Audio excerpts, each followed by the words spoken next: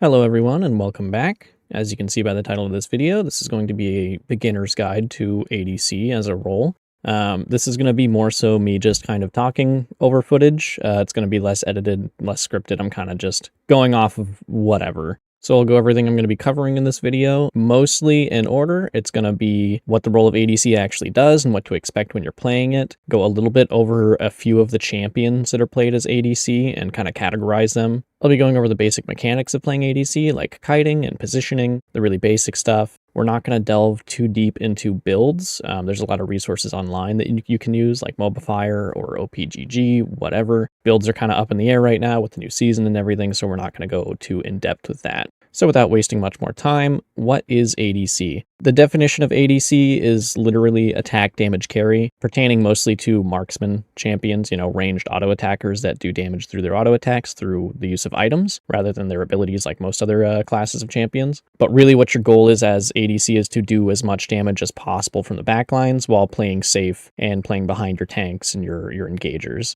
ADC is really important to the team in the sense that they have the potential to do a metric ton of damage throughout a game through very, very simple means. I know I've said that in my other video, but that's really what they do. Since most of your damage does come from auto attacks, there's kind of infinite potential to do a lot of damage to the enemy. And they're one of the few classes that is able to deal with tanks better because of that. The importance of you staying alive through team fights and farming really well is paramount. That's kind of your main goal. Getting kills does and doesn't matter for you. As long as you're farming well and you're getting items, you're going to be able to do a lot of damage. So getting greedy and positioning really poorly, dying for kills is not really worth it for you. Another thing you have to keep in mind when you're playing ADC is that you are laning with another person. You have a support. More often than not, depending on your elo and everything, supports are probably going to be more so engagers, bruisers, tanks, mages, less so than enchanters and like healing supports, stuff like that, or guardians. It's just the way the meta has shifted. You basically have a sub DPS, and that's not to say it's a bad thing, but you're going to be a lot less reliant on your support to keep you safe, and that's why positioning is so much more important than it used to be. You can't really rely on your Pantheon or your Nautilus to shield or heal you, because that's not what they do. Their goal is to pick people out or crowd control them. Sure, they can peel, but peeling can only do so much. I think your synergy with your support matters a bit. It's better for you to kind of adapt to them rather than them adapt to you, because you're the one that's at their mercy, essentially. You really can't do too much without them, especially early game. You're not nearly as strong or useful. They have a lot more utility in their kit, while you basically are just doing damage most of the time. So getting into an adaptive mindset where you kind of read your support's patterns, when they like to go in, how they like to pick people out, and adapting to that, playing around that is going to be your best bet. The last 2 points I want to make about the actual role itself, stay humble and have patience. I think the role itself gets a really bad rep because of just the culture around it. ADC is not the main character of the match. Oftentimes they're actually like farthest from the main character, and that's fine. That's totally okay. You still have a job to do and you need to do it well. But a lot of people feel like they're entitled to doing well and having a good KD, but that's really not the whole point. That's not how you win games as ADC. Unfortunately, people think it's all about getting fed and their team playing around them. To some extent, it definitely makes a difference if your team is peeling for you, if you are really fed, but you really just need to humble yourself. You're not going to do well every game. You might not even do well in half of your games. It's just a lot of patience, scaling, farming, and getting your items and being useful one way or another, whether it's through damage or utility. Don't go into your games thinking that you're going to be a superstar, because it most of the time it doesn't happen. Even if you do get super fed, you get a really good KD early game, you're probably still going to get blown up by their mid laner or top laner or jungler. Anybody on their team can do it. You're still very squishy and you're at their mercy. To finalize that, I think the most important thing to know is how to get carried. You're going to get carried a lot. It doesn't matter how fed you are, even if you're a really fed hyper carry like a Vayne or a Jinx, you're still at your team's mercy. If your team's not doing well, it's going to be incredibly hard for you to make that much of a difference in order to win a game. Be patient, stay calm, don't overthink it too much. Let your team do the work for you and pick up kills where you can. Just make yourself useful even if you're not fed. Moving on to the marksman champion themselves and who's typically played bot lane, I'm going to pick out 3 champions for each kind of archetype, just as like a baseline. I'm not going to talk about every champion, and I'm not going to go into too much detail for the sake of just the length of the video and complications. The primary archetypes, at least that I've kind of divided them, are going to be your traditional ADCs, ones that focus on their auto attacks and kiting, and have a small amount of utility to play with. There's poke champions that have a strong neutral because of skill shots. Hyper carries are essentially what they sound like. It's a champion that when fed does excruciating amounts of damage, and they just pop off in every single fight. Anti-marksman is a very unique archetype of marksman that's been more prevalent in recent seasons, which I'm not personally a big fan of. I'm kind of sick of the archetype, but anti-marksman is exactly what it sounds like. It's champions that function like a marksman but shut down other marksmen. It's kind of a ridiculous and unfair balance. For the last quote-unquote archetype of marksman, I'm just going to call them off-paced because they play really differently from how your usual marksmen do. It means they just function almost entirely different from other marksmen. Their playstyle is wildly different from like your normal kiting and positioning because of abilities or whatever, or just the way they play entirely.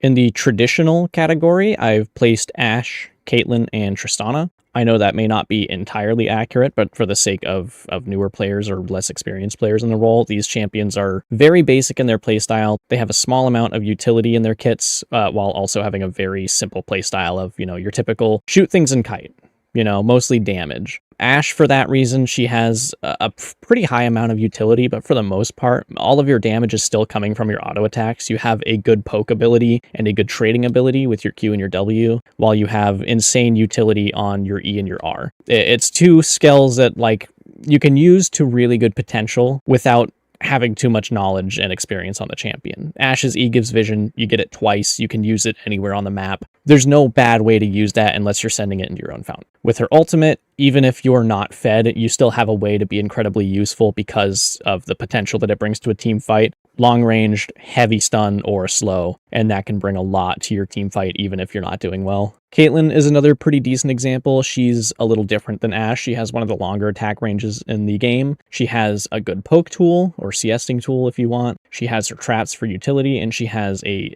mobility, something to get in or out of certain situations based on your positioning or how a team fight's going, making her more or less a simple style champion. Her ultimate, it's damage. It's a very simple thing to use. It's a fairly low cooldown. There's no real way to mess it up. Tristana is in this category as well. She's a fairly simple playstyle. She has self buffs for attack speed and bonus damage. She has an ult that's, when used correctly, has a ton of potential. When used incorrectly, won't make or break a team fight necessarily. It certainly can, but it doesn't usually. And she's really good at pushing turrets, and she has a good way to get in and out of fights or reposition. For poke champions, I have Ezreal, Varus, and Sivir. Sivir's a little bit of an odd one out there, but I think for most new players, she's going to feel like a poke champion when you play her. Ezreal, for pretty obvious reasons, he has a strong neutral game because he's mostly just skill shots. His Q is a very short cooldown, high damage auto attack, essentially. Your WE, he's got an escape/engage, he's got bonus damage on his W, and he has a global ult that's good for picking off kills or clearing waves.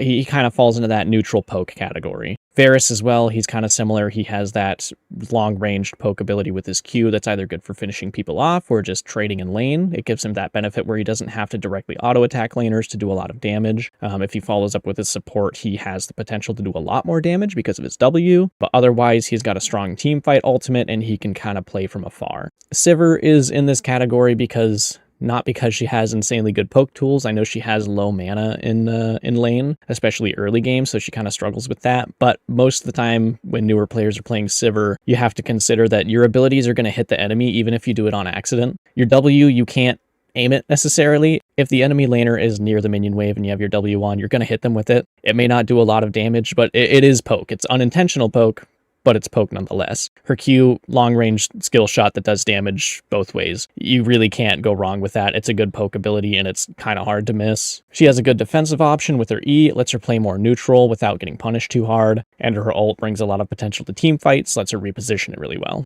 Onto the hyper carry category, some of players' most favorited champions in the game are the hyper carries because they feel really high octane and really good to play, and they have a potential to completely demolish a match. But the reason they're a hyper carry is because they're feast or famine. If you don't do well, then you do bad. They don't have a lot of utility in their kits to kind of come back into games. One good fight can skyrocket them into a better position to help carry their team, but at the same time, they have infinite potential to do poorly as well. For these champions, I've got Jinx, Kai'Sa, and Vayne. I think that's all pretty fitting. Jinx, for obvious reasons, her passive lets her go super fast and get bonus attack speed on assist or kill. She's got a global ult that lets her pick off stragglers or, secure like a bounty or something to help get her back into the game. It's a decent comeback tool, but it doesn't do anything if you're not fed and you miss it all the time. You really have to be really precise with these champions to kind of make them work. Kai'Sa is built like a ranged assassin. She has stupid good passive damage. She has stupid good mobility. She has invisibility, bonus attack speed. She has a long range dash with a shield on it that scales like crazy. She has infinite potential to completely demolish the enemy team, even if she's like not super fed. That with the evolution of her abilities and making them stronger, regardless if she has kills or not because of items, she just scales like crazy. I think she kind of falls less into the feast or famine category because of that. She kind of has a way to do well no matter what,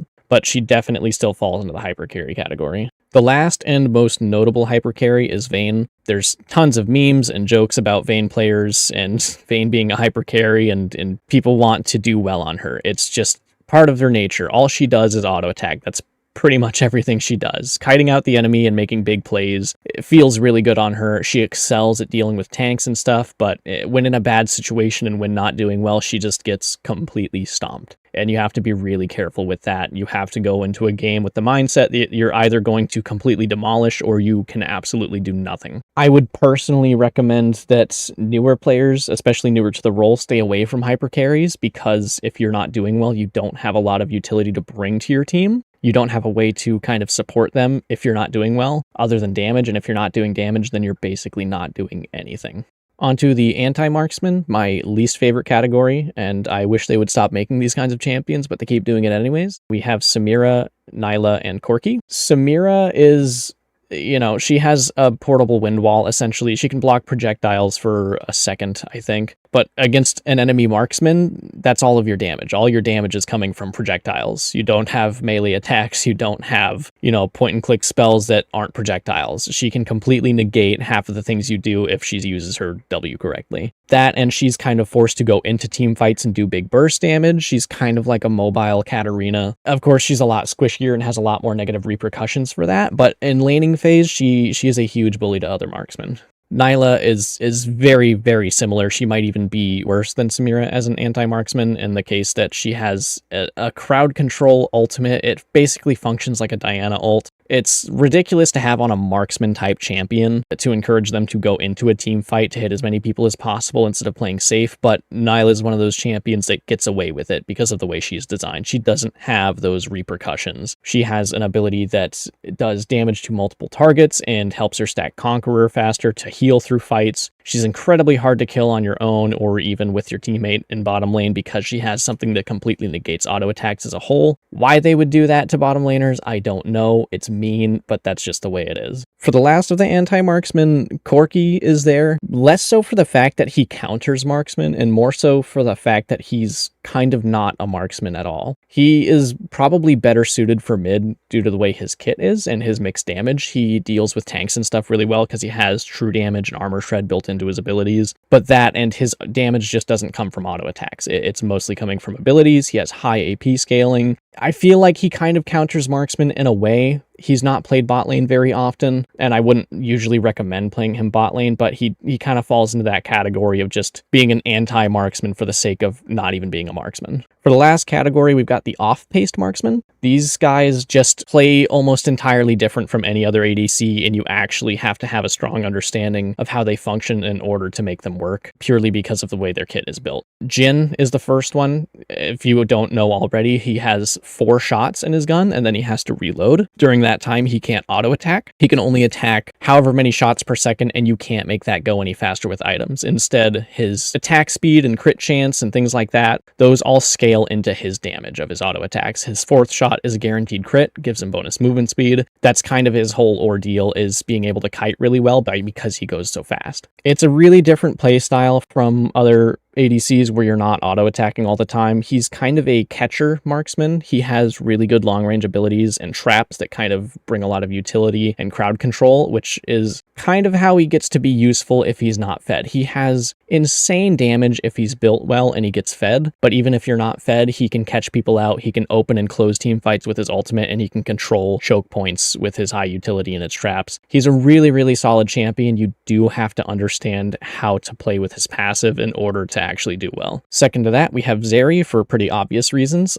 She doesn't auto-attack. She Qs because her Q is her auto attack. It's bizarre. It's not like any other marksman. Nobody else does that, in the sense that her auto attack, as you would use it like other champions, is a utility thing. It breaks shields, and then instead of auto attacking like normal, she Qs. Her Q is her auto attack. You spam that all the time. It has no mana cost. That's something that you have to reposition constantly. You can't target any specific champion. It hits whatever's in front of it. It's just a wildly different play style. I would not suggest her for newer players. I think she's fun to delve into at some point, but definitely not a first timer. For the last of the off pace, we have Callista. She's definitely in dire need of some changes. Her kit kind of just doesn't mesh well with current league, and her ultimate it's not really well suited for players to use unless you're in a competitive scene. Having the option to pull your teammate off of the map is kind of insane, and counting on them to be near you to do more damage is also just not a given, making her kind of not as strong as other marksmen. She has her passive that lets her reposition with every auto attack up to an attack speed cap. You have to be able to stack her spears to do well. She has a little bit of utility, but her playstyle is just so far fetched from any other marksman. I wouldn't recommend playing her as a first time at all, but she is a little bit more familiar than Zeri or Jhin. Having gone through all of that, picking an ADC is entirely up to you. I think it depends on your playstyle. You do have a lot of options of which marksman you pick depending on how you like to play, whether you want to do more damage with abilities and your auto attacks. I think for the most part, the champions that I would recommend out of these categories, I would stick to the traditional or the poke champions. They're much more easy to learn and you don't have to rely on your abilities. It kind of gets you into the flow of playing actual marksman because that's what you're technically supposed to do in theory. That's kind of what the role is designed for. I think it's good to start with these guys, kind of branch out into other champions as you go, see what you like. On top of picking a champion that not only you like, it's good to pick a champion that is going to be good for your team. I think that ADC probably has the easiest time flex picking because you're not going to make or break your team comp. I think it's better for you to decide what's going to suit you best to play around your team or the enemy team. If you need a strong neutral game with poke against somebody who has longer range than you, maybe go Ezreal. If you need to pick a champion that you know you're going to get carried on, pick somebody like Jhin or Ashe, where you can bring utility to your team without having to get fed. As long as you can find a way to be useful, that's really what matters the most. Moving on to your basic mechanics as a marksman or an ADC, I know I already mentioned kiting. Kiting is a big one. What kiting essentially is moving and auto-attacking at the same time in order to maximize your damage output. Being able to reposition after every auto-attack is super important. It lets you move around and do damage at the same time, where a lot of champions, you have to stand still for so long to do certain spells and things like that, where marksman, you have like a half second to like a quarter second frame that you throw out an auto-attack and then you reposition in between them. It gets harder the more attack speed you get. It kind of scales as the game goes on and you have to practice that, but it's incredibly helpful for getting away from people that are trying to get on you and giving yourself time to get help from your team or get to safety. Tying into the kiting, one thing that you absolutely have to do as a marksman is bind your attack button. There's an attack move button in the settings. I'll show it on the screen wherever this is in the video. Basically what this does is it gives you an outline of your attack radius. It shows you how long your attack range is. You click somewhere with your left click, it'll automatically make you attack whatever's closest to you. When you're kiting, the last thing you want to do is send your cursor at them and right click and then accidentally miss them and start moving towards them instead. That's obviously counterintuitive to what kiting is. If you're kiting in a 1v1 scenario, you should be moving and then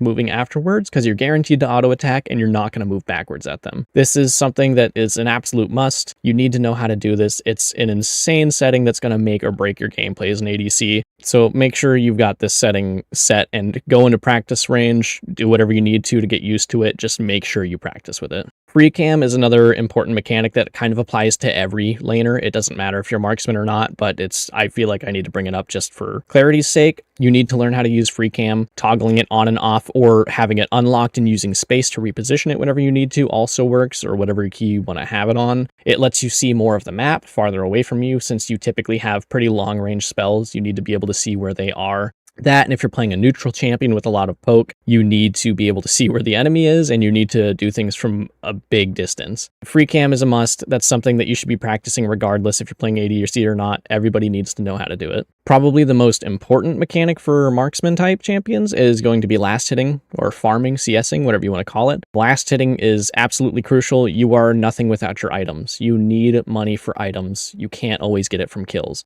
If you can CS flawlessly through the entirety of laning phase, you're already going to be at an advantage, even if you've died 1, maybe 2 times. Obviously, dying is never a good thing. Getting kills is always going to be a good thing, but don't use everything you have to get kills. It's not always going to be worth it. I'll talk about the kind of stages of the game. I'm not going to go too in depth on this, but I at least want to make a point of it. Before you're even in the game, when you're in loading screen, you should be looking at the enemy team and your team and how that's going to play out. If you know the enemy jungler is going to rotate bot side first, you need to remember to have your ward up and play back towards your turret if you think they're going to gank you early. Anytime you're in bottom lane early game, something always happens before 5 minutes. Either somebody dies or wastes a summoner spell. It's 80 to 90% of games, something happens bot lane before 5 minutes. It happens all the time. It happens in every elo. Part of that is because of the level 2 power spike. When you get to lane about a wave and a half in, either the enemy team or your team is going to hit level 2 first, meaning that you have a whole nother ability. Whoever gets that advantage first is going to immediately try to engage.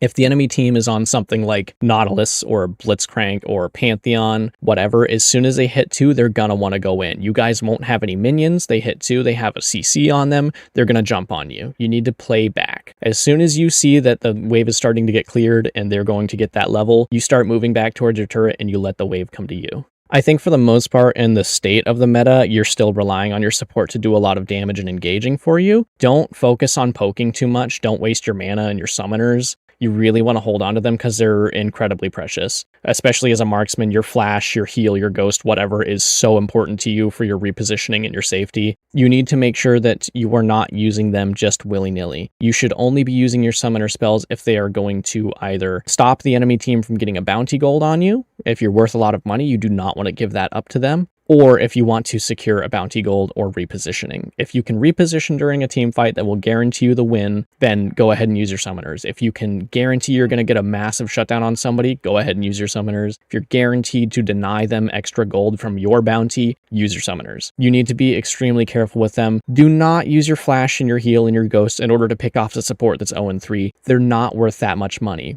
If they're 0-6, they're not worth it. Stop flashing on people like that. Obviously, with the new map changes, bot lane is a little bit different. You have 3 different bushes to be warding in. For the most part, warding is everybody's job. You have a free trinket that recharges. You can use it anytime you want. Make sure you use it. It's not just on your support. It is their primary job, especially mid to late game, but early game, it's also on you. You guys have cooldowns that you need to balance. If your support already has a good ward in river, don't ward. Save it, ward it when that trinket goes up. Make sure that your wards have good value when you use them. Don't just place them in any bush just because you have it up. You should be using it at a reasonable time and position. The tri bushes are always good to ward. It gives you vision of at least half a river. Dot bush is pretty decent. Most of the time, I think people are placing control wards in there now if they have a more dominant lane presence. But just make sure you ward, use it wisely. Don't just use it willy-nilly. It's kind of your saving grace against ganks. Buying a control board once or twice every game is always a good thing. It stays on the map until somebody kills it. It'll accrue you vision score. It's never a bad thing. You don't need to buy them all the time. Don't just keep feeding the enemy gold by giving them pink wards or control wards, whatever they're called. Just be a little more conservative with it. Early game, it's good. Buy 1 or 2. Place it down. If it gets taken, place it somewhere else. Obviously, with the note of hit the level 2 power spike early game, if you do have a hard engager like a Nautilus or a Pantheon, keep in mind when you guys hit level 2, they're probably going to try to go in. Make sure you're ready for that and know your limits. If you think they're going to go in and you know you won't win the fight because you're either out of mana or you're at a health disadvantage or they have exhaust and ignite, play more careful. Don't die for your support. Some people are going to be really greedy. They're going to go in whenever they want, whenever they feel like it. They might blame you if they die. You need to make sure you have vision and river before you go in on things like that. Just play safely and play wisely. Really important early game is being able to manage your waves. Last hitting is part of freezing waves. If you don't want your wave to push out too much, wait until the very last second to hit minions. Don't just hit them all the time. Make sure your auto attack cooldown is ready to last hit things. You know, if your siege is about to get to low health, just wait for it and then hit it. Don't keep throwing auto attacks at it until it dies because you're going to miss it. A lot of times it's kind of up to your support since they're typically tankier or have utility spells to kind of help them survive. They can freeze waves for you. If a wave is pushing into your turret, they can stand in front of it and block it until you get there. It saves you gold and experience and it puts the enemy laners at a disadvantage. It's a little more of an advanced thing to know. You don't have to worry about it too much. If your support doesn't do it for you, oh well. Don't lose all your health trying to tank a wave. You're incredibly squishy early game. If the enemy laners come back and they engage on you, you will most likely die. Make sure you know when your sieges are coming up. Don't recall in a siege wave if you have the health and mana to stay there. Sieges are good gold. It's better if you wait and recall on a less important wave. You can't be missing out on that kind of gold early game. Sometimes you will be backing on near full health and mana. You don't have to stay in lane until you're either dead or almost dying. It's good to call it quits and get some components while you can, rather than when you have to. Since bot side is, you know, on the bot side of the map where the dragon is, pretty obvious. It's really big on you guys to be able to follow up your jungler for dragons and stuff. If you guys kill both of your laners in the jungle's bot side, you guys should be doing dragon. The only people at that point that are going to show up are the mid and the jungle. Make sure you follow up your jungle with dragons. Make sure you stay there for fights.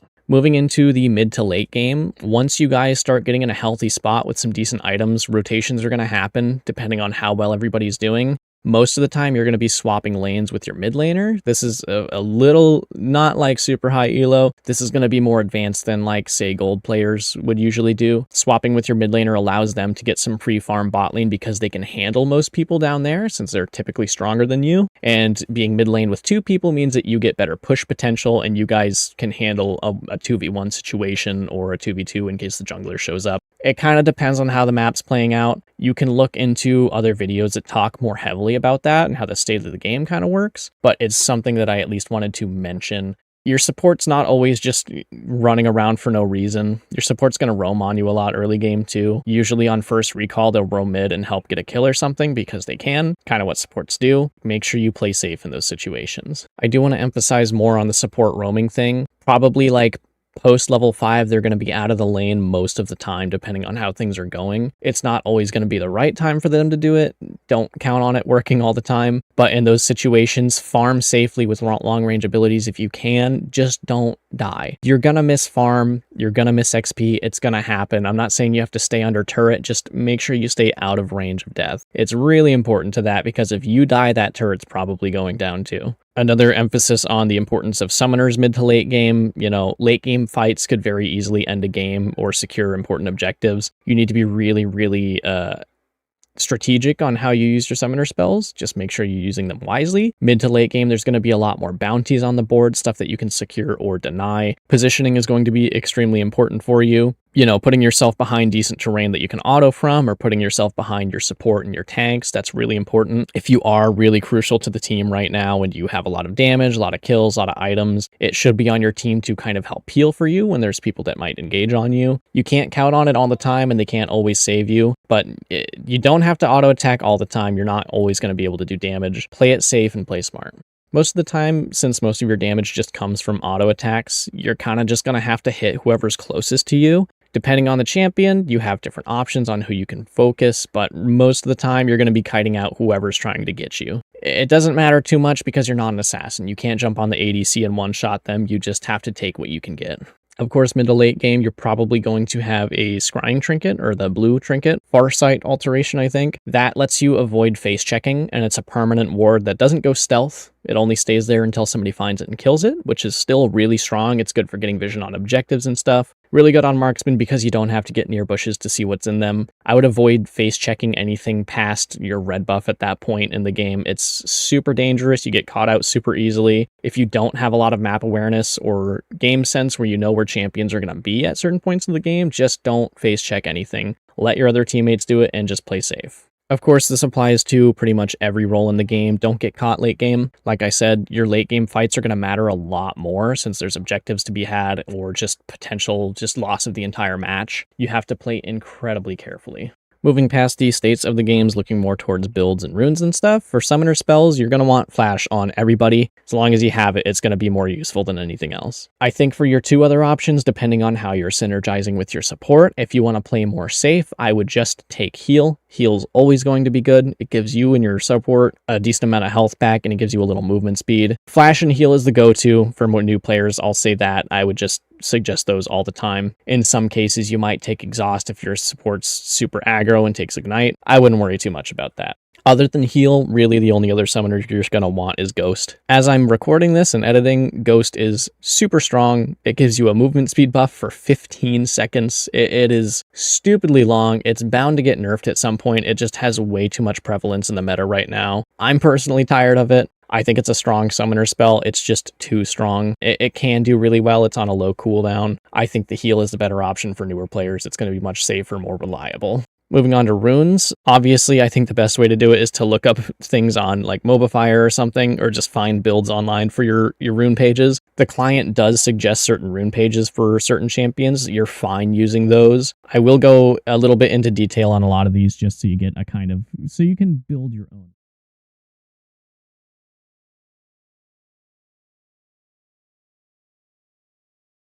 So to kind of summarize all this and just go over the really, really key points that I just want to kind of drill into this for newer players that are kind of getting into ADC or playing marksman and bot lane. Obviously, your core mechanics are going to be kiting, positioning, and last hitting. Those are your biggest friends. Those are going to make you a strong ADC, even if you can't kill people on your own, which most of the time you can't. If you can farm well, you'll still be in the game. That's really your best friend. You need that gold in order to do damage. Another point that I think is super, super important, and I don't think gets talked about enough, is just stay humble. Humble yourself. You're not the main character. It doesn't matter if you're 10-0, you will get one shot by somebody. You will get one shot by a tank. You will get one shot by a support. You will get one shot by an 0-6 Fizz. It's going to happen. You are the most crippled class in the game. Get used to it and learn how to get carried. It's fine. You don't have to feel bad about it. As long as you're making yourself useful in some way, then you're doing just fine. Stick to your guns, stick to your fundamentals, play safe, play smart,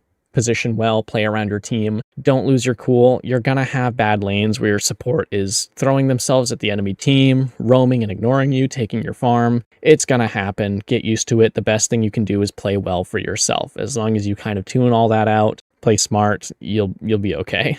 Matchups is something that you're going to kind of learn later when you get more experienced with it. I would say just pick 2, maybe 3 champions that are relatively easy or you feel like you'll do well with. Kind of get to know them, see how they play into other champions, know when to pick into like poke champions or, hard engagers. Anti-marksman is a whole thing you have to get used to playing around. It's never going to be easy. There's never going to be any right answer to it. A lot of that kind of comes down to synergizing with your support on how you deal with it. But there's no harm in looking up who counters who when you're picking a champion. It's always going to be good for you to know who counters who and who does well in what lanes. Just if you're at a loss, just pick whatever you're most comfortable with. That's the best thing you can do. As long as you're on a champion that you know you can do at least half decent on, you'll probably be fine. It's better for you to pick a champion you're familiar with, even though you're at a disadvantage in lane, rather than picking somebody that's a quote-unquote counter and then losing horribly because you're not familiar with them. Well, I think that's about everything I have to go over. My throat hurts a little bit. I need to go get some water. Thank you guys so much for watching. I really do hope this is helpful to anybody, literally anybody that wants to get into the role. If you guys feel like there's anything left out or something that you don't quite agree with, put it in the comments. I'm trying to stay in the comments and talk to people about these things and help educate more. Take it all with a grain of salt. Use your own opinions and your own judgment. Make whatever decisions you feel like you need to better yourself as a player. Anyways, thank you so much for watching. I really do appreciate it. If you learned something or didn't, subscribe, leave a like, leave a comment, do whatever you want. I will see you guys later.